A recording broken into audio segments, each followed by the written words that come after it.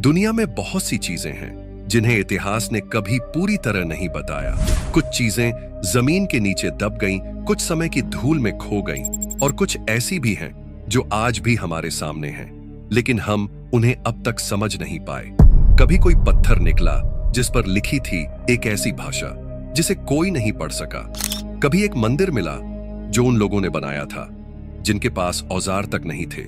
ये वो रहस्य हैं जो इतिहास की किताबों में नहीं बल्कि गहराई में छुपे हुए हैं। इस वीडियो में हम जानेंगे इतिहास की 10 ऐसी सबसे रहस्यमयी चीजों के बारे में जो आज भी वैज्ञानिकों, इतिहासकारों और खोजकर्ताओं के लिए एक पहेली बनी हुई है।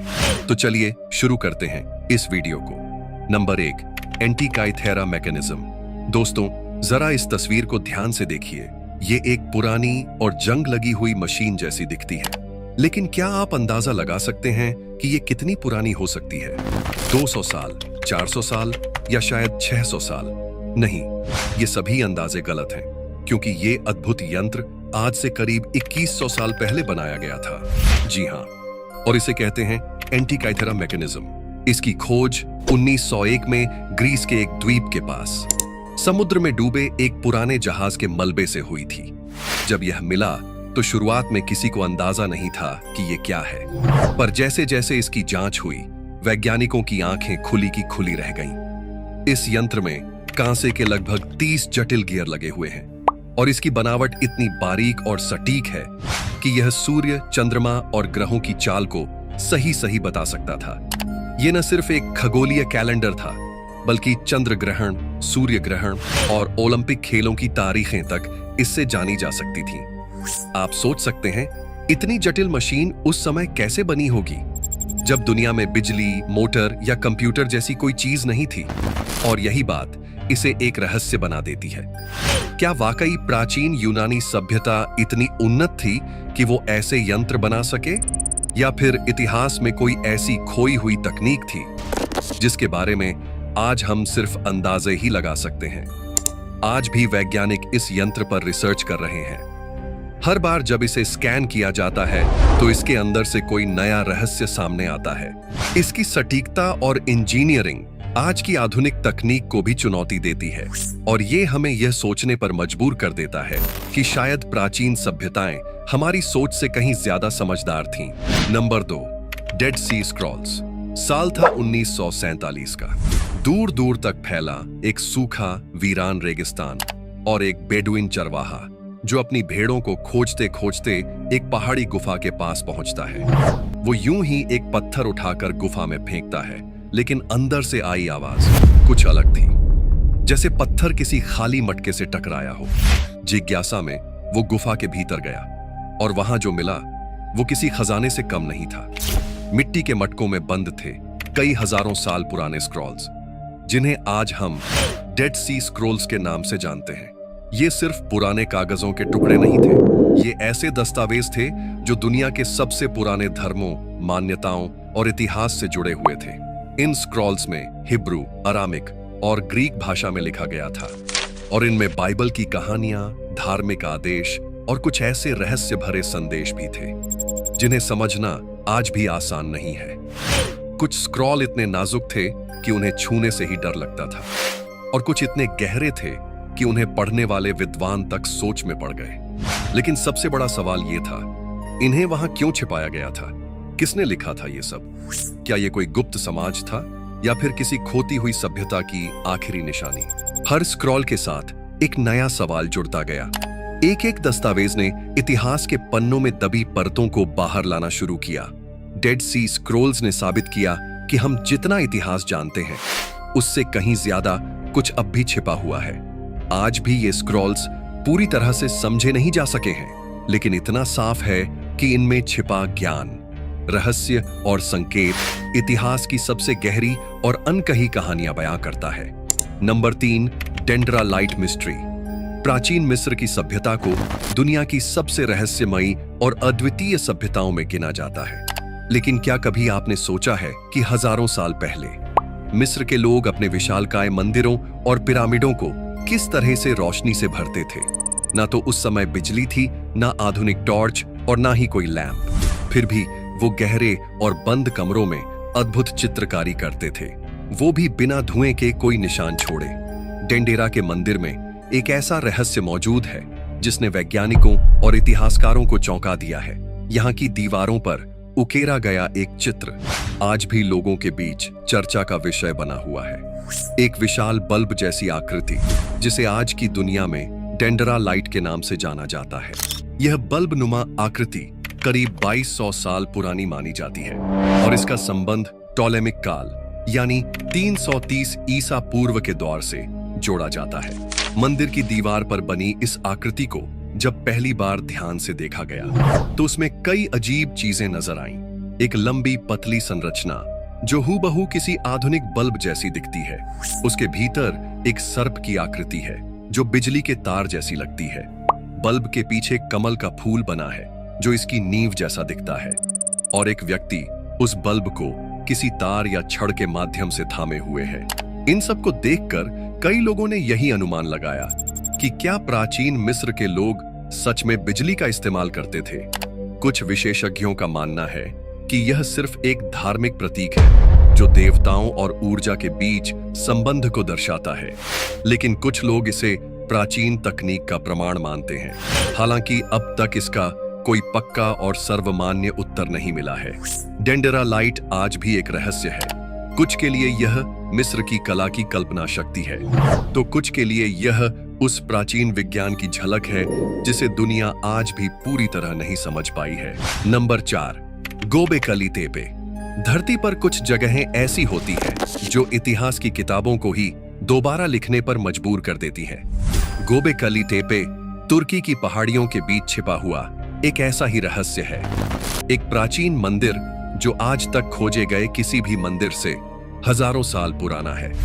जब 1994 में यहाँ खुदाई शुरू हुई तो किसी को उम्मीद नहीं थी कि जमीन के नीचे इतिहास का सबसे पुराना धार्मिक ढांचा सोया पड़ा है।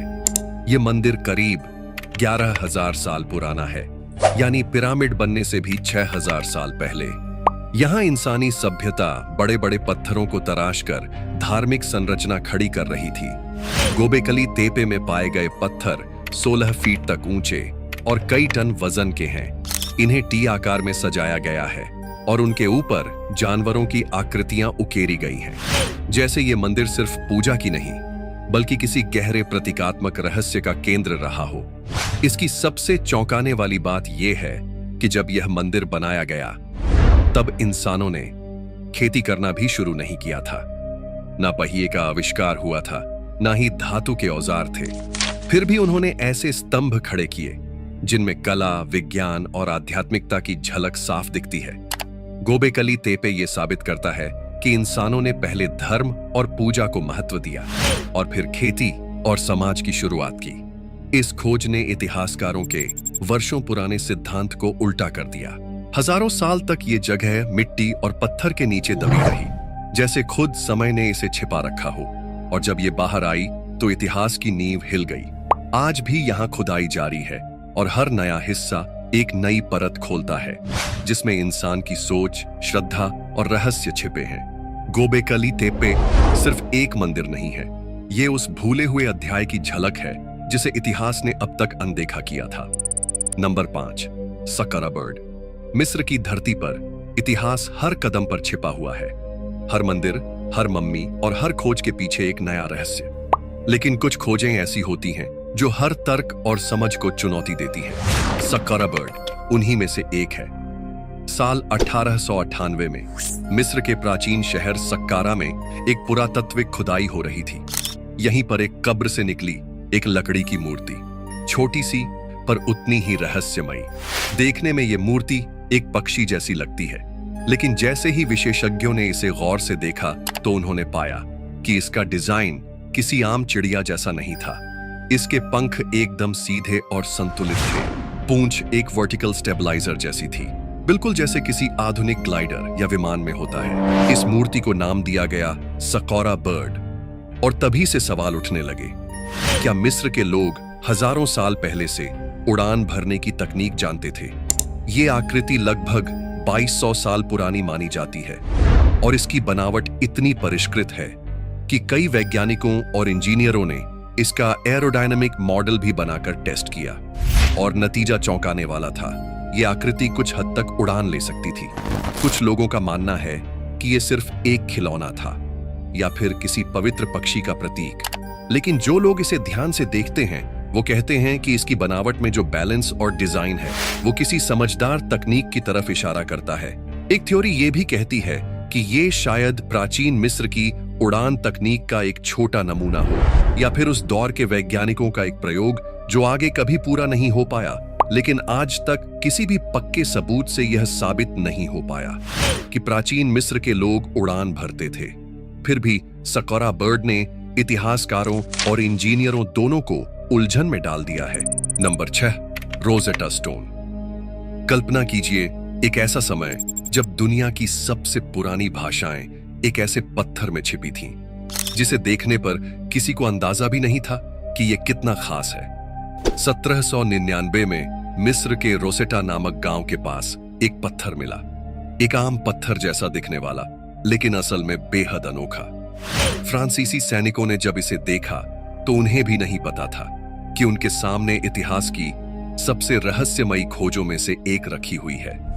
इस पत्थर को बाद में नाम मिला रोजेटा स्टोन। यह पत्थर लगभग 2200 साल पुराना है और उस पर 3 अलग-अलग भाषाओं में एक ही बात लिखी गई थी, हायरोग्लिफिक, डेमोटिक और प्राचीन ग्रीक। यह इबारत एक आदेश था जो प्राचीन मिस्र के एक फिरौन ने दिया था।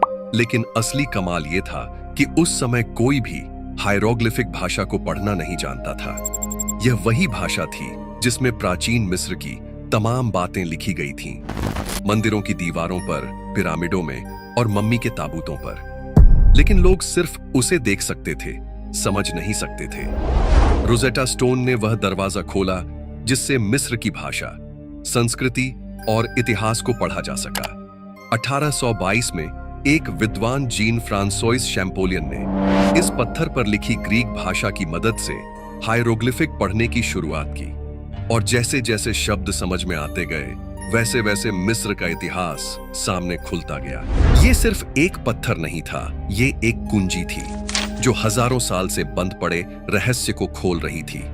आज भी ये पत्थर लंदन के ब्रिटिश म्यूजियम में रखा है। लोग इसे देखने जाते हैं, लेकिन इसके भीतर छिपे हर रहस्य को आज तक कोई पूरी तरह समझ नहीं पाया है। Number 7, फेस्टोस disc. कल्पना कीजिए आपकी नजर एक ऐसी चीज पर पड़े जो ऊपर से देखने में एक साधारण बिस्किट जैसी लगे, लेकिन उसके भीतर छिपा हो हजारों साल पुराना एक रहस्य। एक ऐसा रहस्य जिसे आज तक कोई सुलझा नहीं पाया है। साल 1908 में ग्रीस के क्रेट द्वीप पर स्थित एक प्राचीन शहर फेस्टोस की खुदाई चल रही थी। वहीं पर मिट्टी के ढेर के नीचे से एक गोल चपट्टी डिस्क निकली, जिसे बाद में दुनिया ने फेस्टोस डिस्क के नाम से जाना। शुरुआत में यह बस एक मिट्टी की गोल प्लेट जैसी लगी, लेकिन जब ध्यान से देखा गया तो पता चला कि यह करीब 4000 साल पुरानी है और इसकी सतह पर अजीब प्रतीक उकेरे गए थे जिन्हें किसी ने कभी पहले नहीं देखा था। ये प्रतीक थे इंसानों के, जानवरों के और कुछ बिल्कुल अनजान आकृतियों के, जो एक घूमती हुई रचना में डिस्क के बीच से किनारे तक फैले हुए थे।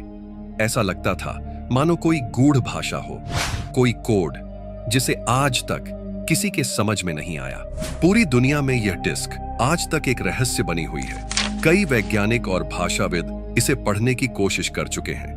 कुछ ने कहा कि यह किसी धार्मिक अनुष्ठान का हिस्सा रही होगी, तो कुछ ने इसे किसी खोई हुई सभ्यता की आखिरी निशानी माना। लेकिन सच्चाई क्या है, यह आज तक कोई नहीं जान पाया। फेस्टोस डिस्क सिर्फ एक मिट्टी का टुकड़ा नहीं, बल्कि एक जिंदा रहस्य है जो समय की रेत में दबा पड़ा था और आज भी दुनिया के सबसे अनसुलझे रहस्यों में गिना जाता है। Number 8, Stonehenge. इंग्लैंड की हरियाली के बीच एक खुला मैदान है जहां दूर से दिखते हैं विशाल पत्थर, कुछ सीधे खड़े, कुछ झुके हुए और कुछ ऐसे टिके हुए जैसे किसी अदृश्य शक्ति ने उन्हें संतुलन में रखा हो। सदियों की धूप, बारिश और बर्फ को झेलने के बाद भी ये आज भी वैसे ही खड़े हैं, मानो समय इनके सामने रुक गया हो। इस जगह का नाम है स्टोनहेंज और इसकी कहानी आज भी रहस्य से भरी हुई है। करीब 5000 साल पहले, जब दुनिया में न तो मशीनें थीं, न धातु के औजार और न ही भारी चीजें ढोने का कोई साधन, तब इंसानों ने इन 25 से 40 टन वजन वाले पत्थरों को लाकर एक खास गोल घेरे में खड़ा किया। इतना ही नहीं, इनमें से कई पत्थर 250 किलोमीटर दूर वेल्स की पहाड़ियों से लाए गए थे। इतनी दूर से इतने भारी पत्थरों को लाना, फिर उन्हें सटीक तरीके से व्यवस्थित करना, ये सब कुछ दिखाता है कि उस समय के लोग कितने उन्नत और योजनाबद्ध थे। स्टोनहेंज की बनावट में सटीकता छुपी है। सूरज की किरणें विषुव और संक्रांति पर इन पत्थरों के बीच से ठीक उसी दिशा में गिरती है, जैसे ये कोई प्राचीन कैलेंडर हो जो समय, ऋतुओं और आकाश की गतिविधियों पर नजर रखता था। कई विशेषज्ञ मानते हैं कि ये स्थान खगोल शास्त्र, धर्म और आध्यात्मिकता से जुड़ा हुआ था। यहाँ शायद अनुष्ठान होते थे या फिर ये किसी पवित्र यात्रा का केंद्र था। आज भी यह जगह पूरी दुनिया से लोगों को अपनी ओर खींचती है। यहाँ खड़े पत्थर सिर्फ एक संरचना नहीं है, बल्कि ये उस प्राचीन सभ्यता की निशानी है जो आज की आधुनिक दुनिया से कहीं अधिक गहरी समझ रखती थी। Number 9, Voynich manuscript. कुछ रहस्य इतने अजीब होते हैं कि वो तर्क की हर सीमा को पार कर जाते हैं। वॉयनिच मैन्युस्क्रिप्ट भी एक ऐसा ही रहस्य है, एक किताब जिसे ना कोई पढ़ सका, ना समझ सका और ना ही यह जान सका कि इसे किसने लिखा।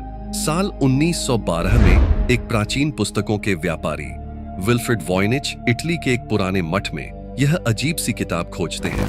किताब की जिल्द जली हुई है, पन्ने भूरे और उम्र खा चुके हैं, लेकिन असली रहस्य तो इसके अंदर था।